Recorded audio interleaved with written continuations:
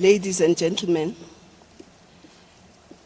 since this is my first address to the Executive Council, puisque c'est la première fois que je prends la parole devant le Conseil exécutif, permettez-moi d'emblée de vous remercier tous sincèrement, tout d'abord à titre personnel, mais également vos gouvernements pour l'honneur fait à cette commission en nous élisant au cours du dernier sommet de l'Union africaine en juillet dernier.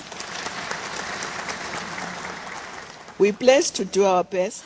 Nous prenons l'engagement de faire de notre mieux pour accomplir du mieux notre mandat et nous sommes certains qu'avec votre appui, nous réussirons. J'ai saisi également l'occasion qui m'est offerte pour remercier notre ami et mon prédécesseur, son Excellence Jean Ping, pour le travail qu'il a accompli ainsi que pour son dévouement pour la cause de l'Union africaine. Je vous souhaite également une année 2013 prospère et heureuse. And a successful 2013.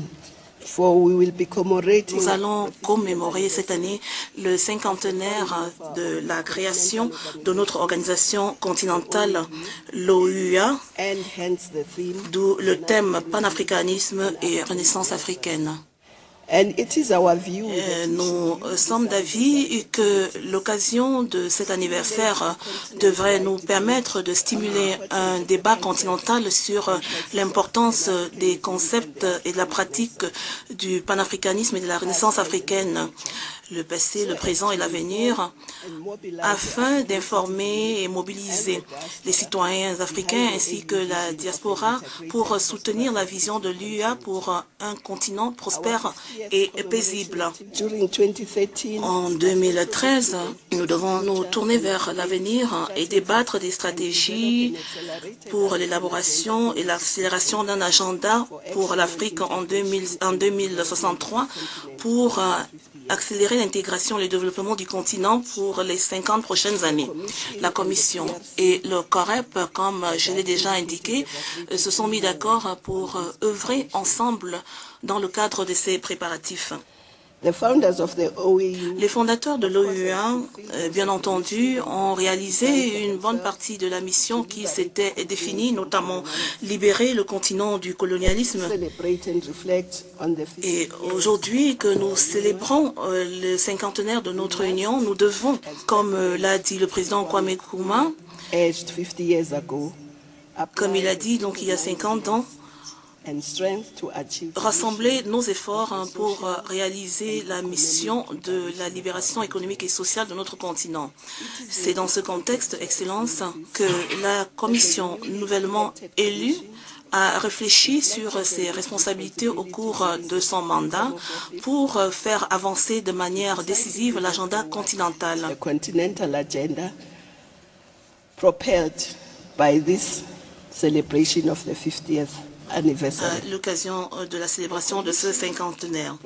La Commission propose que dans l'élaboration du prochain plan stratégique 2014-2017, nous identifions les priorités essentielles sur lesquelles nous concentrer afin d'accélérer notre agenda pour un continent prospère, intégré, en paix avec lui-même.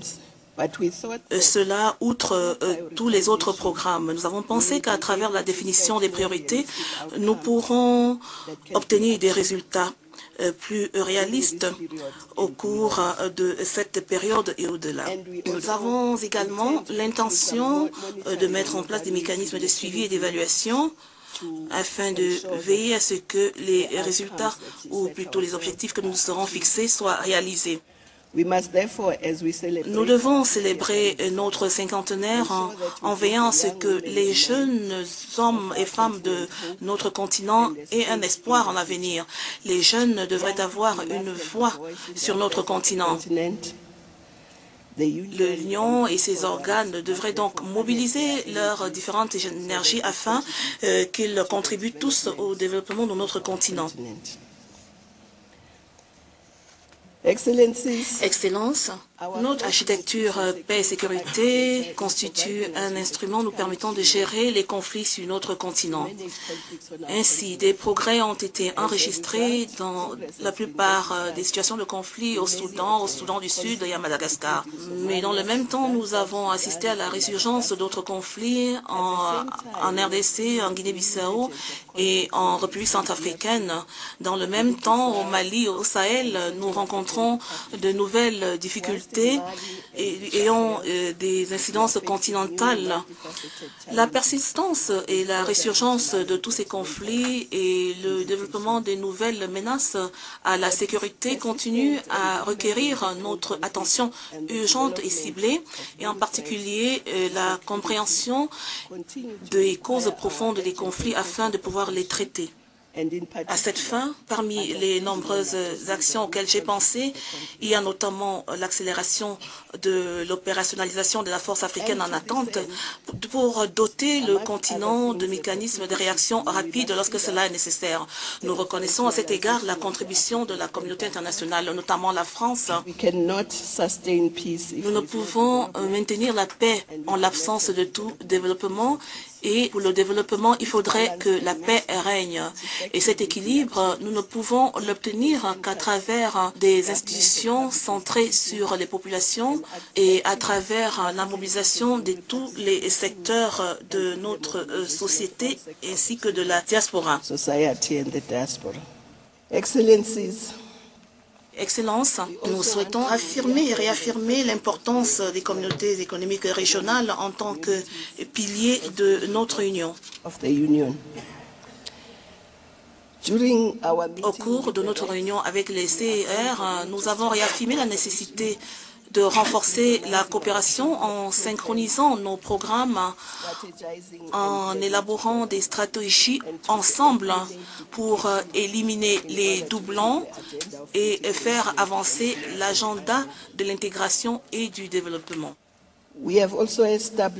Nous avons également pris des mesures pour renforcer notre collaboration avec la BAD, la CEA, nos partenaires, et nous nous sommes mis d'accord pour poursuivre un agenda africain commun en nous fondant sur nos mandats différents mais qui se complètent.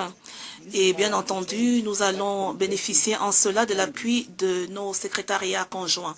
La crise financière nous a révélé beaucoup de choses sur la croissance économique et nous a ainsi permis de définir des modèles centrés sur les populations, des modèles innovants, des modèles endogènes conformément au plan d'action de Lagos. L'Afrique dispose là d'une opportunité unique de tracer sa propre voie pour la réalisation de ces programmes au cours des 5 prochaines décennies. Excellences, il est évident que l'Union africaine et l'OUA avant ont pris de nombreuses décisions pour faire avancer l'agenda continental. La difficulté que nous rencontrons, et c'était également le défi de la Commission, c'est la capacité que nous avons à mettre en œuvre toutes ces décisions prises. Ne devrions-nous pas, à ce stade, penser à consacrer davantage de temps, de capacité et d'outils à la mise en œuvre des décisions prises et également à l'évaluation de leur impact? Ne devrions-nous pas, au cours des prochains sommets, prendre moins de décisions et nous concentrer davantage sur la mise en œuvre? Je souhaite également vous encourager à signer et ratifier les traités de l'Union africaine, car ces décisions et ces traités constituent les moyens et outils à travers lesquels la Commission, les CER et les États membres s'acquittent de leur mandat conformément aux souhaits de populations africaines. Nous savons qu'une bonne partie du budget de fonctionnement émane des États membres, mais les programmes sont largement financés par les partenaires. And of course, nous ne pouvons pas essentiellement nous fonder sur être tributaires de nos partenaires pour notre développement. D'où la mise en place d'un comité de haut niveau conduit par le président Obasanjo pour se pencher sur la question des sources alternatives de financement. Je pense que nous devrions examiner cette question de près et j'espère que le président pourra nous présenter un rapport sur les travaux de son groupe afin que nous puissions en débattre et voir comment aller de l'avant. Parce que l'insuffisance des ressources, et c'est vrai, est aggravée par la multiplicité des nouvelles institutions que nous créons. Ces institutions sont importantes, c'est vrai, mais si nous continuons à créer de nouvelles institutions que nous ne pouvons pas soutenir, cela n'irait pas dans le sens de nos aspirations. Sustain ourselves. Say the challenges that we face as a continent are indeed many. Les défis du continent sont nombreux, difficiles, mais pas insurmontables. Notre volonté, sagesse et détermination collective devraient nous permettre de surmonter tous ces défis. Je suis confiante et je suis convaincue que grâce à nos valeurs de prospérité et de paix, nous pourrons aller de l'avant. Plus nous serons unis, plus nous serons organisés et plus rapidement nous pourrons avancer. La Commission de l'Union africaine, pour sa part, prend l'engagement de faciliter votre tâche et de vous accompagner dans ce voyage africain. Avec votre appui, l'Union africaine réussira.